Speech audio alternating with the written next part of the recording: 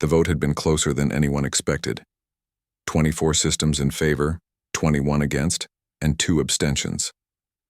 Ambassador Zextai had cast the deciding vote for the Althan Confederacy, driven by a mixture of curiosity and desperation that he couldn't quite explain to his superiors back home.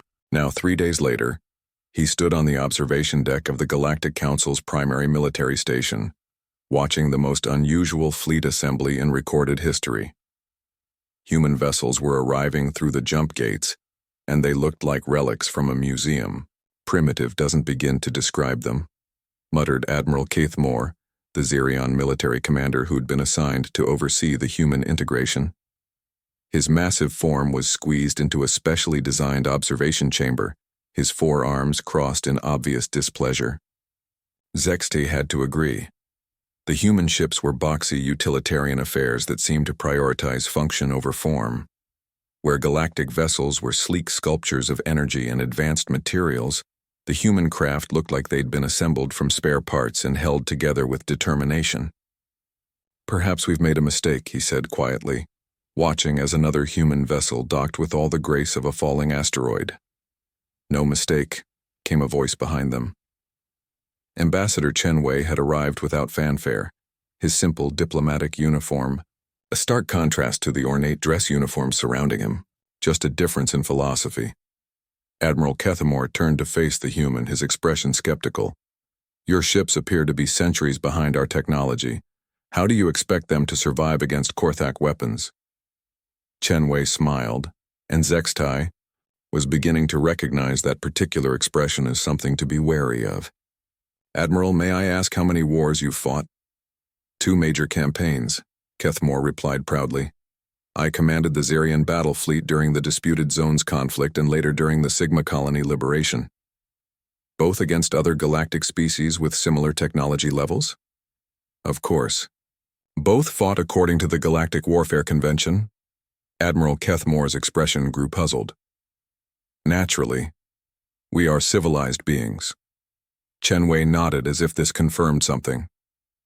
"The human you're about to meet has fought in 17 major conflicts and 43 smaller engagements. He's commanded troops on 37 different worlds under every conceivable condition. He's fought enemies with superior technology, superior numbers, and superior position. He's won battles that the best military computers said were impossible to win." The human ambassador gestured toward the docking bay where a particularly scarred vessel had just attached itself to the station.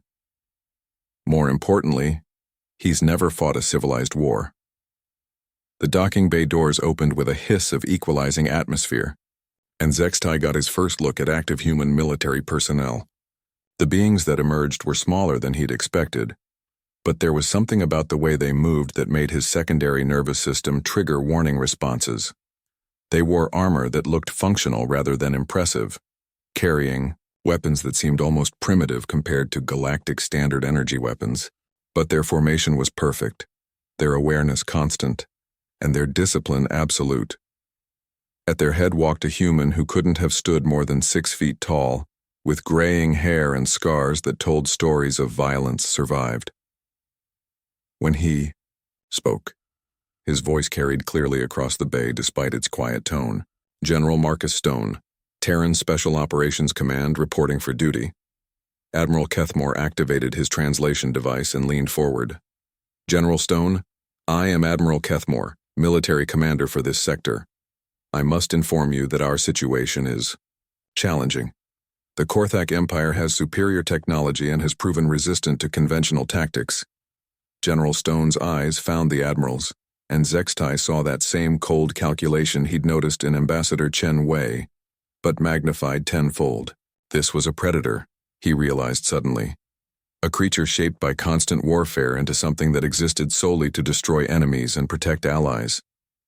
"Admiral," General Stone replied, "I've read your battle reports. With respect, you haven't been fighting a war.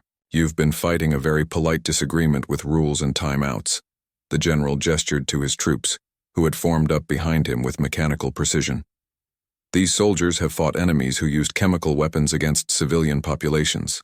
They've battled opponents who tortured prisoners for information and executed wounded soldiers. They've faced adversaries who considered atrocities to be standard operating procedure. He paused, letting his gaze sweep across the assembled galactic officers. They learned to fight dirty because their enemies fought dirty. They learned to be ruthless because mercy got their comrades killed. They learned to win because losing meant watching everything they cared about burn. Admiral Kethmore's armor. Plating shifted slightly, a sign of discomfort among his species. General, we are bound by the Galactic Warfare Convention. There are rules that the Korthak have already broken, General Stone interrupted. According to your own reports, they've glassed 3 entire planets. They've used biological weapons against non-combatants. They've executed prisoners and broadcast the recordings as psychological warfare. The general's voice remained calm, but Zextai could sense the controlled anger beneath it. You want to defeat an enemy like that? You need soldiers who understand that sometimes the only way to save civilization is to temporarily become uncivilized. A younger galactic officer, his species unknown to Zextai, stepped forward nervously. Sir, your proposed tactics seem to involve significant collateral damage. Our simulations suggest civilian casualties could be substantial. General Stone turned to face the officer, and Zextai saw something shift in the human's expression. For a moment, the professional mask slipped, and he saw the weight of decades of impossible decisions. Lieutenant, the general said quietly, I've spent 30 years making choices that keep me awake at night. I've ordered good soldiers to their deaths because the mission was more important than their lives. I've authorized strikes that I knew would kill innocents because failing to act would kill more innocents. He gestured to his troops again, and Zextai noticed that many of them bore the same haunted look. Every one of these soldiers carries scars that you can't see. They've done things that would horrify your populations. They've made sacrifices that your civilizations can't even comprehend. And they did it all so that beings like you could sleep safely at night. The general's voice hardened. The Korthak aren't going to be stopped by superior technology or clever tactics. They're going to be stopped by soldiers willing to do whatever it takes to win. Soldiers who understand that sometimes saving the galaxy means damning your own soul. Admiral Kethmore was quiet for a long moment, his massive form still. Finally, he spoke. What do you need from us? Command authority over all military operations in the conflict zone, General Stone replied immediately. Access to your intelligence networks and reconnaissance assets. And most importantly, an understanding that, once you give us this mission, you don't get to question our methods. That seems like a significant risk, Admiral Kethmore said slowly. General Stone smiled, and it was the most frightening expression Zextai had ever seen. Admiral, your civilizations are facing extinction. You've tried fighting this enemy with honor and decency, and you've lost every engagement. Now you can try fighting them with humans who've forgotten what those words mean. He gestured toward the tactical displays showing Korthak positions. Give us this mission, and we'll stop them. But understand that when we're done, you might not like the soldiers we've become. We might not like ourselves either. That's the price of survival, and it's a price we're willing to pay. The silence that followed was broken only by the hum of the station's life support systems. Finally, Admiral Kethmore activated his command interface. General Stone, you have operational command. May the stars have mercy on us all. The war room had been transformed within hours of General Stone's arrival. Gone were the elegant holographic displays and comfortable seating arrangements that the Galactic Council preferred for their strategic meetings. Instead, the space now resembled something from a military bunker, with multiple tactical screens, communication arrays, and the constant flow of real-time intelligence data. Commander Zara Chen, Stone's second-in-command, stood before the largest display, briefing a mixed group of human veterans and galactic officers on what the Council had learned to call the Korthak problem. Enemy force composition is unlike anything in our databases, she began, her voice carrying the crisp efficiency of someone who'd briefed countless operations. Korthak soldiers appear to be biomechanical constructs. They don't tire, they don't break formation, and they regenerate from wounds that would kill any organic being. Zextai watched from his position near the back of the room, fascinated by the difference in how humans and galactic species approached military briefings. The galactic officers took detailed notes and asked questions about technological specifications. The humans simply listened, occasionally nodding, their eyes fixed on the tactical displays with the intensity of predators studying prey. Their ships use adaptive shielding. Commander Chen continued. Every weapon we've used against them becomes less effective after the first engagement. Their hulls literally evolve to counter our attacks. Ma'am, interrupted Sergeant Major Williams, a grizzled human whose scarred face told stories of countless battles. What about their command structure? Distributed neural network, Chen replied. No central command to target. Each ship and each unit operates with perfect coordination but complete autonomy. Sergeant Major Williams grinned, and Zexatai shivered at the expression. So they're basically an alien hive mind with adaptive technology and regenerating soldiers. That's an accurate assessment, Admiral Kethmore interjected from his position at one of the tactical stations, which is why conventional tactics have proved ineffective. They learn from every engagement and adapt faster than we can develop countermeasures. Admiral? General Stone spoke from the center of the room, where he'd been studying intelligence reports in silence. You keep using the word conventional. I think it's time we discussed what unconventional warfare really means. The general gestured to the displays showing Korthak fleet positions. You've been fighting them ship to ship, army to army, trying to match their technology with your own. It's not working because you're playing their game by their rules. Lieutenant Colonel Sarah Torres, another human veteran, stepped forward. Sir, I've analyzed their expansion pattern. They're following standard conquest protocols. Secure strategic positions, establish supply lines, consolidate territory before advancing. Predictable, Stone nodded. They're thinking like a military force because that's what they are. Efficient, logical, overwhelming. He paused, his eyes scanning the assembled officers. But they've never fought humans. Colonel Martinez, the human special operations commander, smiled grimly. General, are we talking about asymmetric warfare? I'm talking about fighting dirty, Stone replied bluntly. These beings think they understand war because they've built the perfect military machine. They've optimized for combat efficiency, technological superiority, and strategic dominance. The general activated a new display showing human military history, images of guerrilla fighters, special operations raids, and unconventional tactics filled the screens. What they haven't optimized for is psychological warfare, terror tactics, and the kind of savage ingenuity that humans develop when their backs are against the wall. Admiral Kethmore shifted uncomfortably. General, surely you're not suggesting we abandon the principles of civilized warfare. Admiral, your principles are what's getting your species exterminated, Stone replied without emotion. The Korthak have already abandoned any pretense of civilized behavior. They're committing genocide on an industrial scale. Fighting them with honor is like trying to negotiate with a plague. Captain Lisa Park, the human intelligence officer, activated another display. Sir, I've identified potential vulnerabilities in their operational patterns.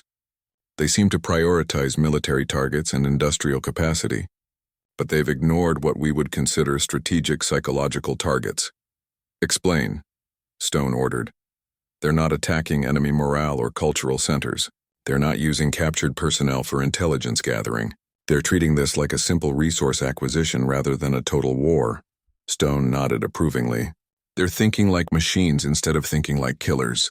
Torres, what do our psychological profiles suggest about hive mind entities? They're inherently vulnerable to chaos, sir. Their strength comes from coordination and predictability. Introduce enough random variables and their decision-making algorithms can be overwhelmed. General Stone turned to face the Galactic officers. Gentlemen, ladies, and beings of various classifications, you're about to see how humans fight when survival is at stake. It's not going to be pretty, it's not going to be honorable, and it's definitely not going to be civilized. He gestured to his officers, who began activating new tactical displays. We're going to hit them where they don't expect it, with weapons they can't adapt to, using tactics that violate every rule of warfare you've ever learned. The displays showed strike patterns that made no logical sense to Zextai. Instead of military targets, the humans were planning attacks on what appeared to be civilian infrastructure, communication nodes, and resource processing facilities. Colonel Martinez, I want special operations teams inserted behind enemy lines, not to gather intelligence or conduct sabotage, but to create chaos. I want them to attack random targets at random times using random methods. Make it impossible for the Korthak to predict or adapt to our strategies. Sir, that will require significant civilian casualties, Admiral Kethmore protested. General Stone's expression hardened. Admiral, the civilians are already dead. The Korthak don't take prisoners. They don't establish occupation governments, and they don't negotiate. They sterilize planets and move on. Every world they control is a tomb. He gestured to the intelligence reports. The choice isn't between a clean war and a dirty war. The choice is between a dirty victory and total extinction. Commander Chen stepped forward. Sir, I've been analyzing their communication patterns. They use a quantum entanglement network for coordination. If we could introduce noise into that system, psychological warfare on a quantum level, Stone mused. I like it. Park, what do you need to turn their greatest strength into their greatest weakness? Access to captured Korthak technology and a very flexible interpretation of the laws of physics, Captain Park replied, with a grin that would have done credit to a predator. Stone turned back to the Galactic officers. This is your last chance to maintain your dignity, gentlemen. You can transfer command back to your own forces and continue losing this war with honor intact. Or you can give us everything we need to win it using methods that will give you nightmares for the rest of your lives. The war room fell silent, except for the constant hum of tactical computers, processing impossible amounts of data. Finally, Admiral Kethmore spoke. General, what do you need? Complete access to all military assets. Authorization to commandeer civilian resources as needed. And most importantly, the understanding that when this is over, you're going to owe a debt to soldiers who've become monsters for your sake. Stone's voice was quiet but carried absolute certainty. We're going to save your civilizations, Admiral. But the price is going to be our humanity, and we're willing to pay that price because that's what veterans do. We sacrifice ourselves so others can sleep safely. The authorization codes began flowing across the tactical displays as the Galactic Council made their choice. They were handing their survival to the most dangerous predators their galaxy had ever encountered, and praying that when the war was over, those predators would remember why they'd chosen to become monsters. The first human operation began 72 hours after General Stone received command authorization, and it violated every principle of military strategy that the Galactic Council had ever learned. Instead of massive fleet engagements or strategic bombardments, 3 small human ships simply disappeared into the void near Korthak-occupied territory. No fanfare, no dramatic speeches, no elaborate battle plans discussed in committee meetings. Just 36 soldiers vanishing into space like ghosts seeking revenge. Ambassador Zextai watched the operation unfold from the command center, trying to understand the human approach to warfare. The tactical displays showed nothing. No fleet movements, no troop deployments, no obvious military activity. For 3 days, the war seemed to have paused. Then the reports started coming in. Sir, the communications officer's voice cracked with disbelief. We're receiving transmissions from the Korthak fleet in Sector 7. They're requesting reinforcements. Admiral Kethmore leaned forward in his command chair. Reinforcements? Our intelligence shows no significant Galactic Council forces in that sector. General Stone stood quietly in the center of the room, his expression unreadable. What type of reinforcements are they requesting? The communications officer checked her displays again. Security forces, sir. They're reporting sabotage attacks on their supply depots, communication disruptions, and what they describe as psychological harassment of personnel. Psychological harassment? Admiral Kethmore's confusion was evident in his harmonic fluctuations. How does one psychologically harass a biomechanical construct? Stone smiled that cold smile Zextai had learned to fear. You make them question their programming. Sergeant Major Williams, report. A scarred human appeared on the communication screen, his face streaked with what looked like combat paint mixed with alien substances. Behind him, Zextai could see the twisted wreckage of what had once been a Korthak facility. Sir, Operation Nightmare is proceeding ahead of schedule, Williams reported with satisfaction. We've hit 17 supply depots, 32 communication arrays, and 47 random targets of opportunity. Casualties? Stone inquired. 0 friendly casualties, sir. Enemy casualties are difficult to calculate because they keep regenerating. But we've destroyed approximately 300 individual Korthak units and caused significant infrastructure damage. Admiral Kethmore interrupted. Sergeant Major, how are you achieving such results against superior forces? Williams grinned, revealing teeth stained with something that definitely wasn't regulation military rations. Sir, we're not fighting them like they expect to be fought. We're fighting them like they're people instead of machines. Explain. General Stone ordered. Well, sir, these Korthak things are connected through that hive mind network, right? So when we kill one of them, all the others know about it instantly. They learn from every engagement and adapt their tactics accordingly. Williams gestured to something off-screen. But what they don't understand is that sometimes the point isn't to win the engagement. Sometimes the point is to make the enemy afraid to go to sleep at night. The camera shifted to show what Williams was indicating, and Zextai felt his secondary stomach lurch in revulsion. The Korthak facility had been destroyed, but not through conventional weapons. Instead, the biomechanical structures had been corrupted somehow, twisted into shapes that hurt to look at. Bodies of Korthak soldiers were arranged in patterns that seemed to follow no military logic, but conveyed a sense of deliberate malevolence. We're not just killing them, Williams continued conversationally. We're killing them in ways that don't make sense to their programming. We're leaving survivors specifically to report what they've seen. We're making them question whether their tactical databases can predict our behavior. Admiral Kethmore's armor plating shifted nervously. This seems unnecessarily cruel. Admiral, General Stone's voice was patient but firm. Cruelty is the point. These beings invaded galactic space expecting to face civilized opposition. They've optimized their strategies to counter logical military responses. They haven't optimized for dealing with soldiers who've made terror into an art form. Another communication signal activated, and Lieutenant Colonel Torres appeared on screen. Her uniform was torn and stained, but her eyes held the bright intensity of someone riding an adrenaline high. General, Operation Paranoia is showing excellent results, she reported. We've infiltrated 12 Korthak command ships and introduced randomized system failures, false intelligence reports, and what Technical Sergeant Murphy calls aggressive software modifications. Details, Colonel, Stone requested. Sir, we've been using captured Korthak communication protocols to inject false data into their hive mind network. Random sensor readings, phantom fleet movements, fabricated casualty reports.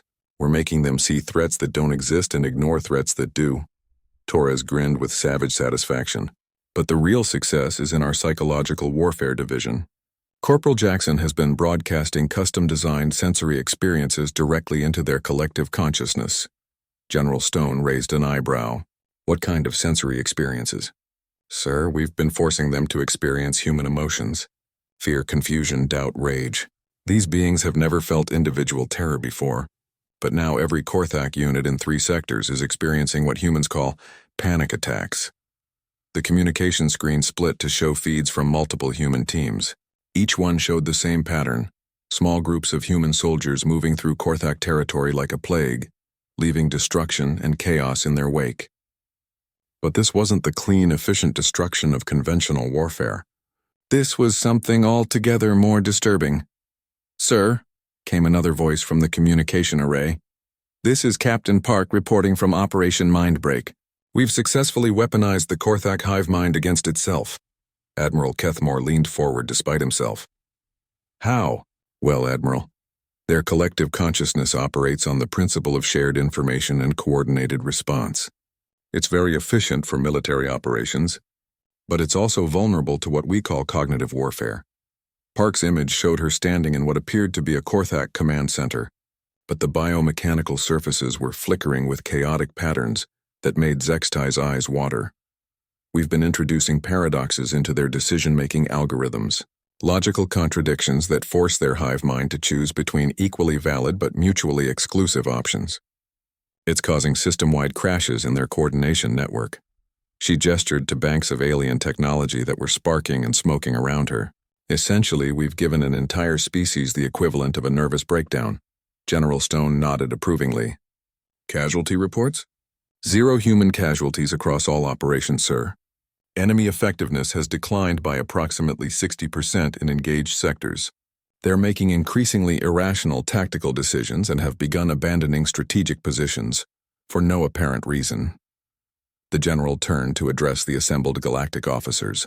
Gentlemen, what you're witnessing is asymmetric warfare at its most refined level. We're not trying to destroy the Korthak military machine. We're trying to break their collective will to fight. Admiral Kethmore's voice carried a note of horror. General, this is psychological torture on an industrial scale. Yes, Stone replied without hesitation. It is, and it's working. He gestured to the tactical displays, which now showed Korthak forces retreating from multiple sectors. Your civilized approach to warfare failed because you tried to fight them as equals. We're fighting them as prey. We're making them afraid of the dark, afraid of silence, afraid of their own thoughts. The general's expression grew grim. Admiral, you wanted us to stop the Korthak invasion. We're stopping it by turning their greatest strength into their greatest weakness.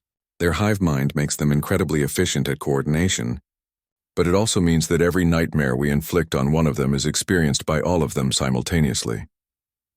Zextai watched the displays showing human operations across multiple sectors and realized he was witnessing something unprecedented in galactic history.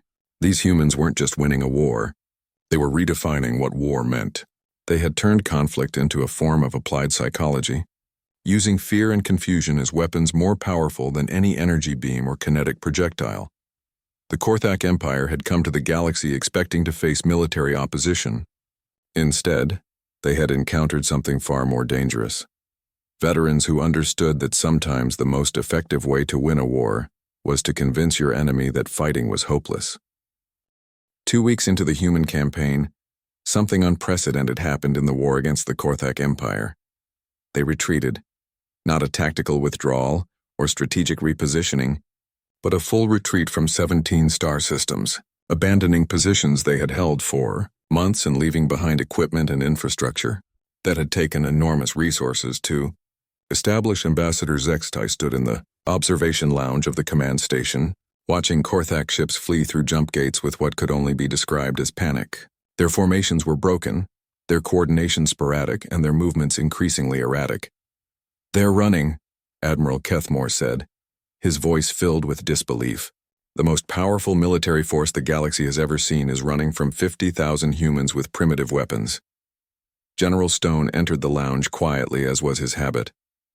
The human commander had grown noticeably thinner over the past weeks, and there were new lines around his eyes that spoke of decisions that would haunt him for the rest of his life.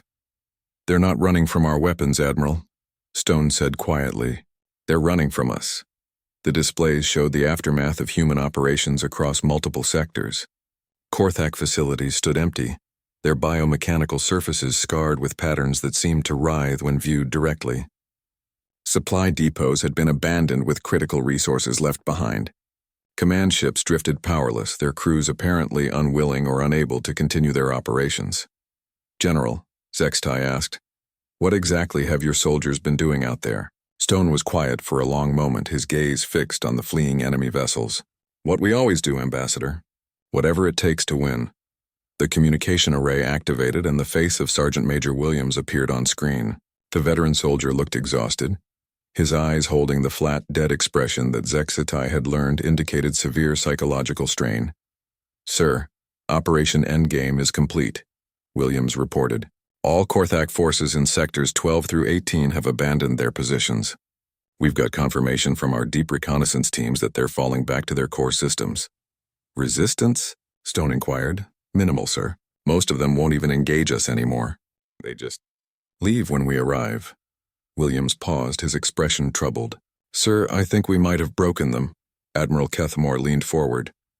"Broken them how?"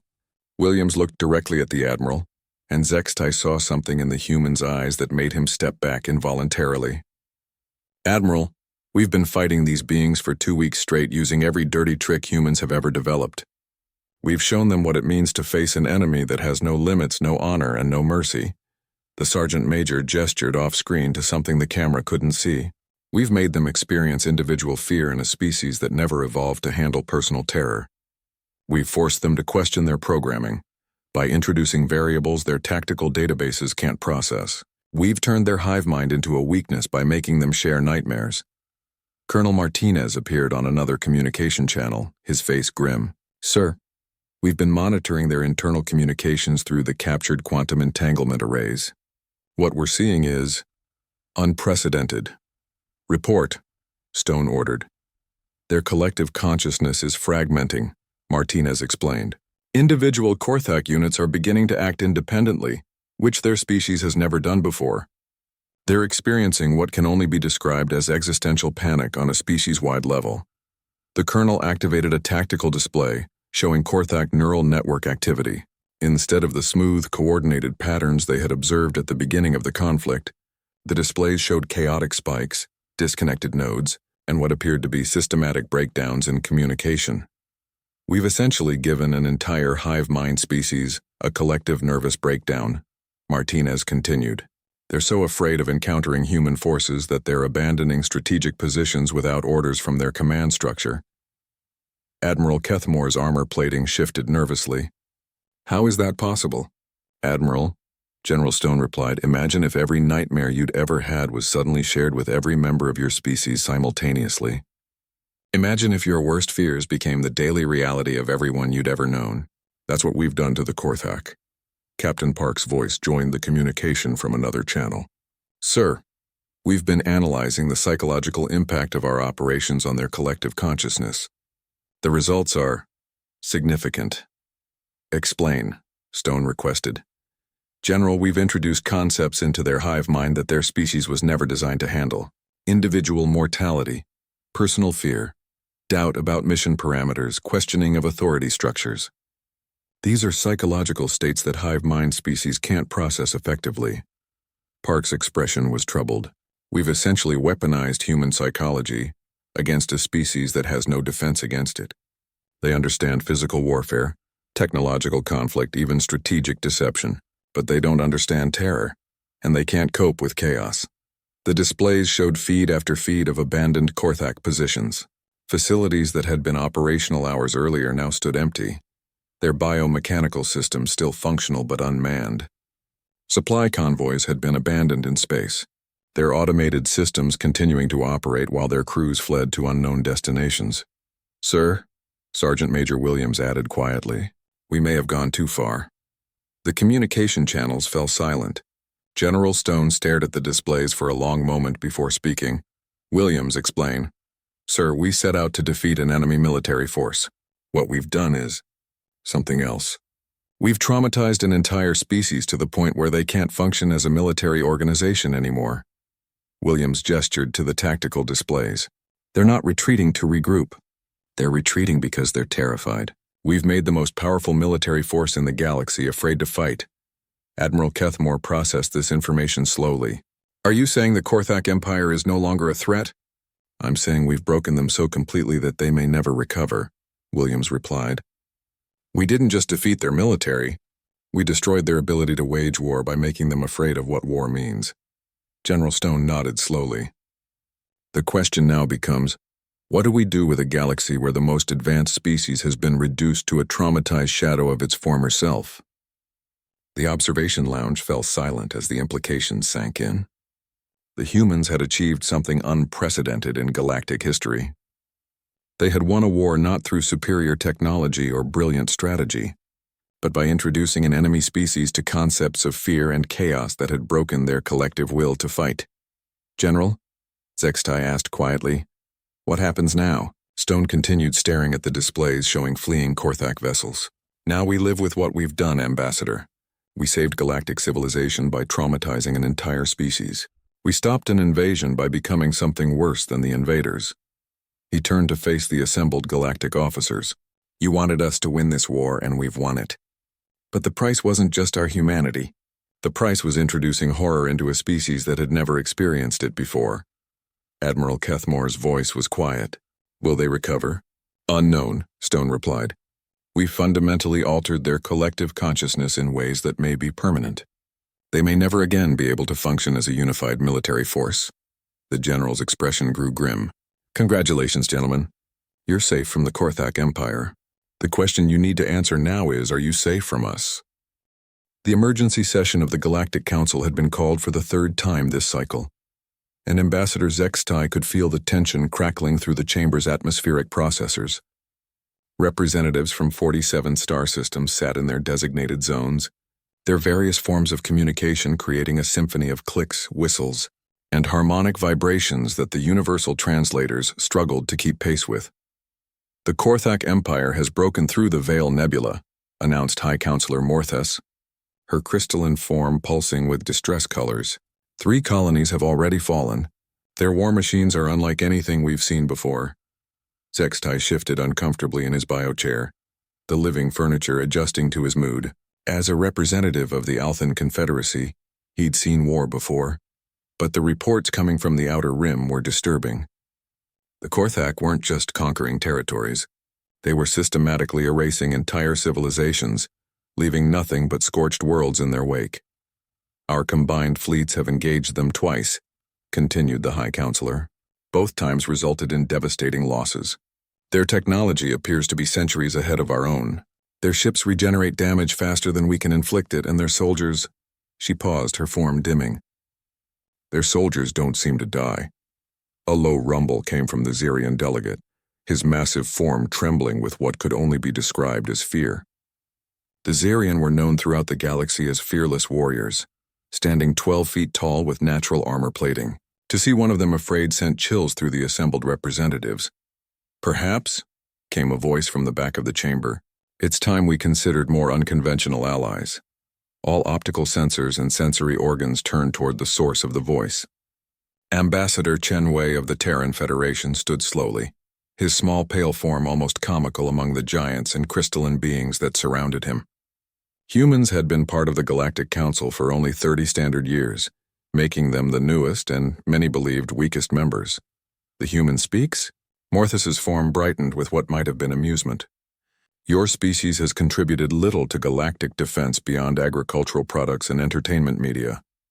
Chen Wei's face remained expressionless, but Zextai noticed something in the human's eyes that he'd never seen before. It was cold, calculating, and utterly without fear. That's because you've never asked for our military assistance. You've always assumed that because we lack advanced technology, we have nothing to offer. Your ships are primitive, scoffed the Xerian delegate. Your weapons are chemical-based projectiles. What could your species possibly do against the Korthak that our advanced civilizations cannot? Chen Wei smiled, and somehow that expression was more unsettling than any threat Zextai had ever heard. We could win. The chamber erupted in what could generously be called laughter, though the sounds varied wildly depending on species. The Althan delegates made their characteristic buzzing noise, while the crystalline beings chimed in harmonic discord. I understand your skepticism, Chen Wei continued once the noise died down. You look at us and see a young species with outdated technology. But there's something about humans that you've never bothered to learn.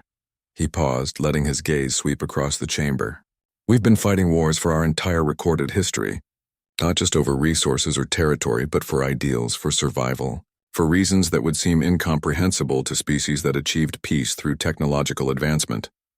Morthus's form pulsed with curiosity. Explain. Every human child learns about war from the moment they can understand language. Our stories, our games, our entire culture is built around conflict and overcoming impossible odds. We fought with sticks and stones, with bronze and steel, with chemical explosives and nuclear fire. We fought in every environment our planet offers, underwater, in frozen wastelands, in burning deserts, in the void of space. The human's voice grew quieter, forcing the chamber to lean in to hear him. More importantly, we've fought each other. For thousands of years, we've refined the art of warfare against opponents who think like us, who can adapt and evolve their tactics just as quickly as we can. Every strategy we've developed has been tested against minds that are just as clever and just as desperate as our own. Zextai found himself genuinely interested now. He'd studied human history as a curiosity, but he'd never considered the implications of their constant warfare. Your advanced civilizations achieved peace through enlightenment, Chen Wei continued.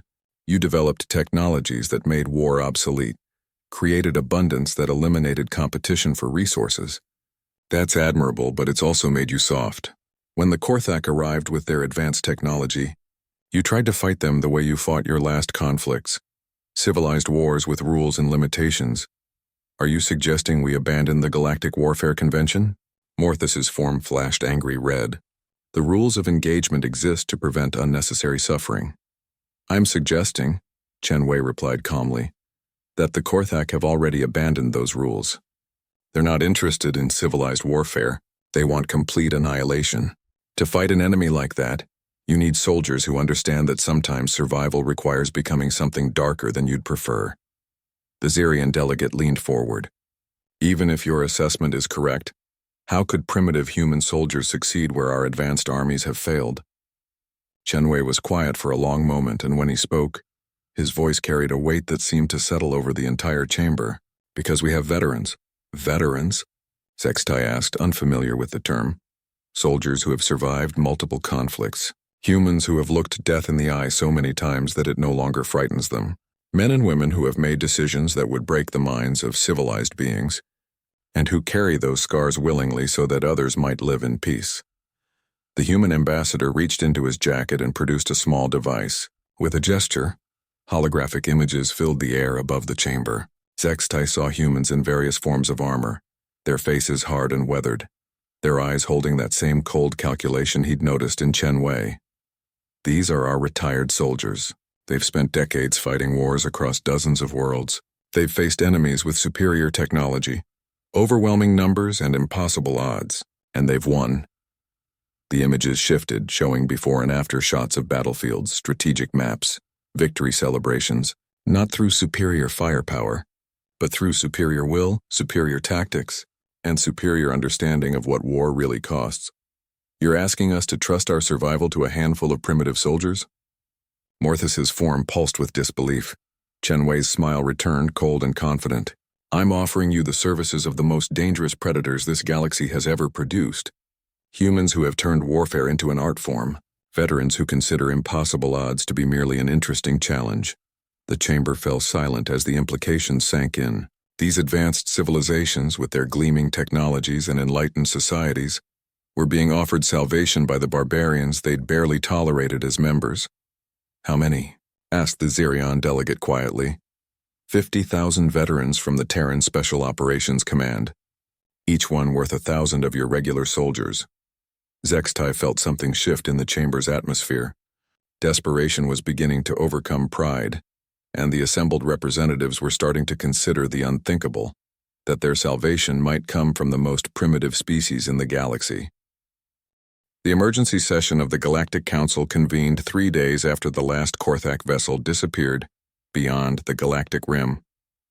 The same chamber that had once buzzed with desperate plans for survival now hummed with a different kind of tension altogether. Ambassador Sextai took his position in the Althan delegation area, but his attention was fixed on the human section of the chamber. General Stone and his senior staff sat quietly, their weapons checked but visible, their expressions unreadable. They looked like what they had always been, professional soldiers waiting for their next orders. But everything else had changed. The galactic representatives who had once barely acknowledged human presence now gave the human delegation a wide berth. Conversations stopped when humans passed. The other species' body language screamed of beings trying very hard not to appear threatening to predators they had accidentally awakened. High Counselor, Morthus's crystalline form pulsed with nervous energy as she called the session to order. Fellow representatives, we gather today to address the conclusion of the Korthak conflict and determine our path forward. Admiral Kethmore rose from his position, his massive Zirion frame somehow managing to appear diminished. The Korthak Empire has completely withdrawn from galactic space. Our long-range sensors indicate they have retreated to their core systems and have made no aggressive moves for 72 standard hours. They've stopped running, General Stone said quietly, speaking for the first time since entering the chamber. Their retreat has stabilized at the edge of their original territory. They're not advancing, but they're also not collapsing entirely. The Zirion admiral nodded nervously. General Stone is correct. Our intelligence suggests the Korthak have established defensive positions around their homeworld and are no longer expanding their operations. So we've won, said the representative from the Althan Confederacy. The invasion has been stopped, have we? The question came from Ambassador Chen Wei, who had remained silent throughout most of the proceedings. Have we won? Or have we simply created a different problem? High Counselor Morthus's form flickered with uncertainty. Ambassador Chen Wei, please elaborate. Chen Wei rose slowly, and Sextai noticed that the human diplomat now carried himself with the same dangerous grace as the military personnel. The past weeks had changed all the humans, not just the soldiers. Counselors, we asked our military to solve the Korthak problem. They solved it by introducing a level of warfare that this galaxy has never seen before. The question we need to answer now is whether we can live with the solution. The human diplomat gestured to the tactical displays showing the current galactic situation. The Korthak Empire, which controlled over 200 star systems and commanded the most advanced military force in recorded history, has been reduced to a traumatized remnant hiding in their home territory. They didn't lose because we destroyed their ships or killed their soldiers. They lost because we broke their collective will to fight. Admiral Kethmore shifted uncomfortably. Ambassador, surely that's preferable to the alternative. Is it? Chen Wei asked. Admiral, my species has a saying, be careful what you wish for because you might get it. You wished for soldiers who could defeat the Korthak. You got soldiers who could traumatize an entire species into submission. General Stone rose and the chamber fell silent. When he spoke, his voice carried the weight of someone who had seen too much and done too much. Counselors, my soldiers accomplished their mission. The Korthak invasion has been stopped, and galactic civilization has been preserved. But I need to make something very clear. He paused, his gaze sweeping across the assembled representatives. The methods we use to achieve this victory have fundamentally altered the nature of warfare in this galaxy. The general activated a series of tactical displays showing human operations. We introduced psychological warfare, terror tactics, and cognitive weapons that no galactic species had previously encountered. We weaponized fear, confusion, and despair on an industrial scale. Zextai watched the displays with growing horror. The humans had turned war into a form of applied psychology, using the enemy's own thoughts and emotions as weapons against them. The Korthak weren't defeated by superior technology or brilliant strategy, Stone continued. They were defeated by soldiers who understood that sometimes survival requires becoming something monstrous. High Counselor Morthus's form pulsed with what might have been fear. General, are you suggesting that humanity represents a threat to galactic peace? I'm suggesting that humanity represents a fundamental change in the balance of power, Stone replied.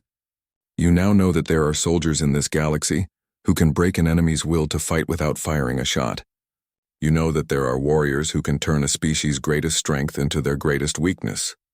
Sergeant Major Williams appeared on the communication array, speaking from what appeared to be a human command post. Sir, the troops are asking about our next assignment.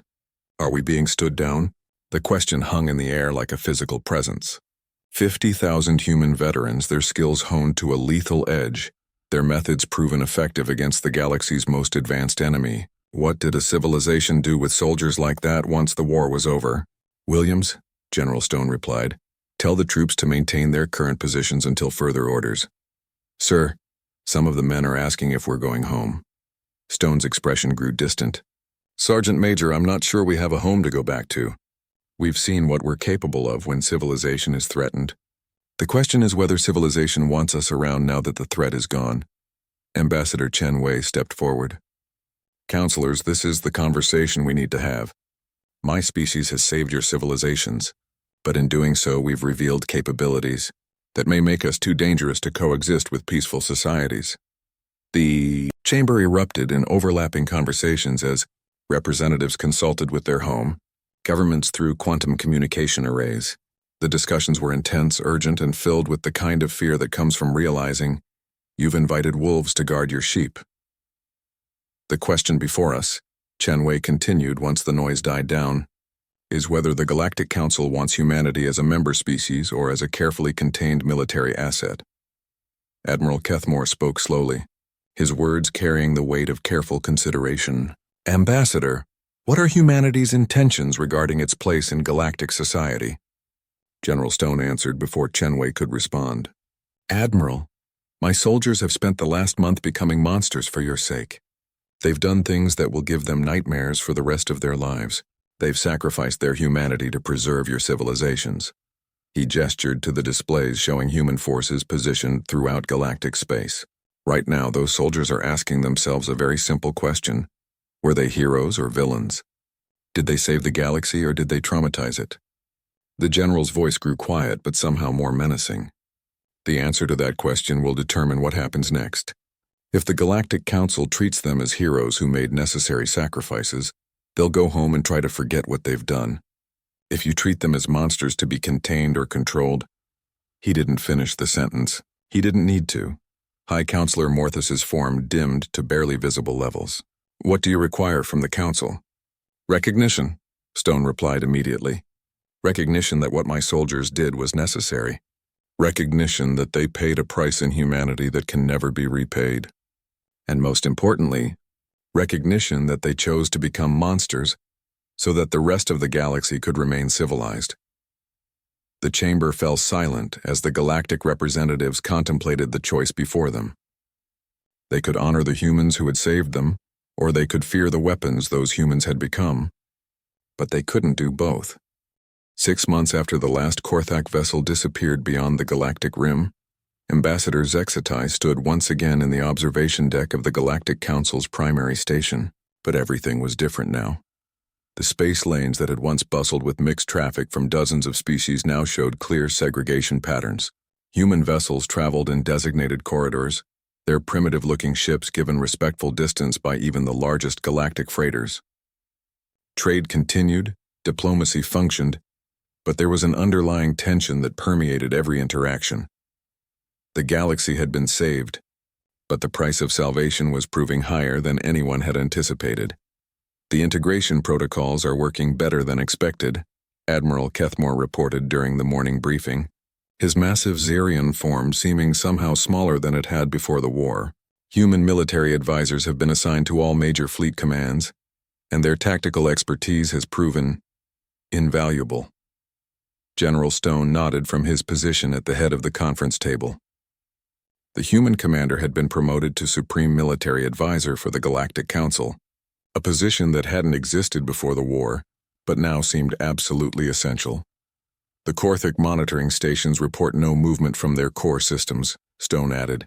They've established what appears to be a permanent defensive perimeter, and have made no attempts to expand beyond their original territory.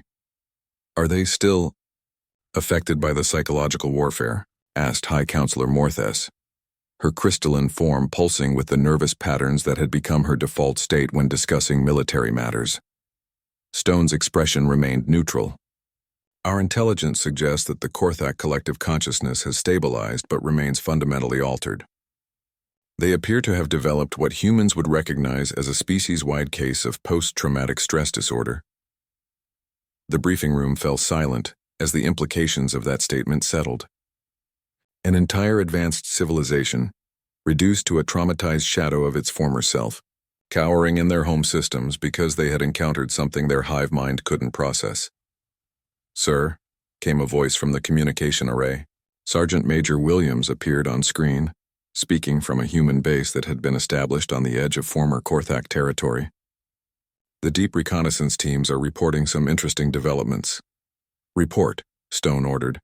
"The Korthak are adapting, sir, but not in the way we expected. Instead of developing countermeasures to our psychological warfare, they're developing what can only be described as cultural changes." Williams gestured to intelligence displays showing Korthak settlements. "They're establishing individual dwellings instead of collective structures. They're developing art forms that express personal rather than communal themes. They're becoming individuals." Admiral Kethmore leaned forward with interest. "Are you saying that human warfare tactics have fundamentally altered Korthak society?" "It appears that way, sir," Williams replied. "Our psychological attacks forced them to experience individual consciousness for the first time in their species' history. Instead of reverting to their original hive mind structure, many of them are continuing to function as individuals." General Stone processed this information silently for several moments. "Williams, what's the assessment of their military capabilities?" "Effectively zero, sir. Individual Korthak can't coordinate the way their collective consciousness could. They're no longer capable of the kind of large-scale military operations that made them so dangerous." The general turned to address the assembled galactic representatives. "Counselors, it appears we haven't just defeated the Korthak Empire. We've accidentally triggered a fundamental evolutionary shift in their species." High Counselor Morthes's form flickered with what might have been guilt. "General, are we responsible for providing assistance to help them recover?" Stone's expression grew cold. "Counselor, they committed genocide against 3 civilizations before we intervened. They showed no mercy to non-combatants and no respect for the conventions of civilized warfare. I'm not inclined to offer rehabilitation services to a species that attempted to exterminate all other life in the galaxy." Ambassador Chen Wei, who had been quiet during the briefing, finally spoke. "The real question isn't whether we should help the Korthak recover. The real question is what we do with the knowledge that human soldiers can fundamentally alter other species through warfare. The human diplomat activated displays showing military deployments across galactic space. We now have 50,000 veteran soldiers stationed throughout the galaxy, each one capable of psychological warfare tactics that no other species can counter. We have the ability to break any enemy's will to fight without destroying their ships or killing their people. Zextai found himself studying the human faces on the various communication screens. These soldiers had saved galactic civilization, but they had also proven themselves capable of psychological warfare so effective it could alter the evolutionary development of entire species. "Ambassador," he asked quietly, "what are humanity's long-term intentions?" Shenwei smiled, and Zextai realized that the human diplomat now carried the same dangerous edge as the military personnel. "Ambassador Zextai, our intentions are exactly what they've always been. We want to coexist peacefully with our galactic neighbors, contribute to interstellar civilization, and protect the innocent from those who would harm them." The human paused, his expression growing serious. "But we also want recognition for what our soldiers have sacrificed. They've become weapons that can break enemy species without firing a shot. They've developed capabilities that make them the most dangerous military force this galaxy has ever seen, and they did it all to save civilizations that barely acknowledged their existence." General Stone rose from his chair, and the briefing room fell silent. "Counselors, my soldiers have proven that they can defeat any enemy through psychological warfare alone. They've shown that human military doctrine is so far beyond galactic norms that even the most advanced species can't counter it." He gestured to the displays showing human military positions. "Right now, those soldiers are asking themselves whether they're guardians of galactic peace or weapons pointed at the heart of galactic civilization. The answer to that question depends on how this council chooses to treat them." Admiral Kethmore's voice was careful when he spoke. "General, what does humanity require from the Galactic Council?" "Respect," Stone replied immediately. "Not fear, not worship, not submission. Just recognition that human soldiers have earned their place as the galaxy's ultimate defenders through sacrifice that no other species can comprehend." High Counselor Morthes's form brightened slightly. "General, the Council has prepared a proposal for permanent military cooperation agreements. Human tactical expertise would be integrated into all galactic defense planning, with appropriate compensation and recognition." Stone nodded slowly. "That's acceptable, Counselor. But understand this. My soldiers have crossed a line that can never be uncrossed. They know what they're capable of now. They've seen what happens when human warfare doctrine is unleashed against an enemy that can't counter it." The general's expression grew distant. "They've become something that this galaxy has never seen before. Veterans who understand that sometimes survival requires becoming monsters. The question you need to answer is whether you want those monsters as your guardians or whether you prefer to face the next existential threat without them." The briefing room fell silent as the galactic representatives contemplated their choice. They had wanted salvation from the Korthak invasion, and they had received it. But salvation had come in the form of soldiers who could traumatize entire species into submission through psychological warfare alone. "Ambassador." Zextai looked around the chamber at representatives from dozens of species, all of them trying to process the reality of their situation. They were safe from external threats, protected by veterans whose capabilities exceeded anything the galaxy had previously imagined.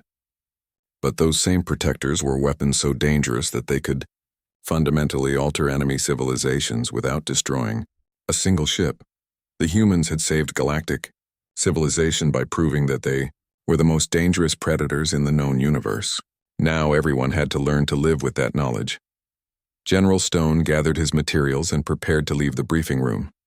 As he reached the door, he turned back to address the assembled representatives one final time. "Counselors, sleep well tonight. You're under the protection of soldiers who have forgotten what it means to be human, so that you could remain civilized. Just remember that when you wake up tomorrow, those same soldiers will still be out there, watching the darkness for threats you can't even imagine." The door closed behind him with a soft hiss, leaving the galactic representatives to contemplate their new reality. They were safe, but their safety depended on veterans who had become something beyond human understanding. The galaxy had been saved, but the price had been the innocence of believing that civilized warfare was sufficient to protect civilized war darkness beyond.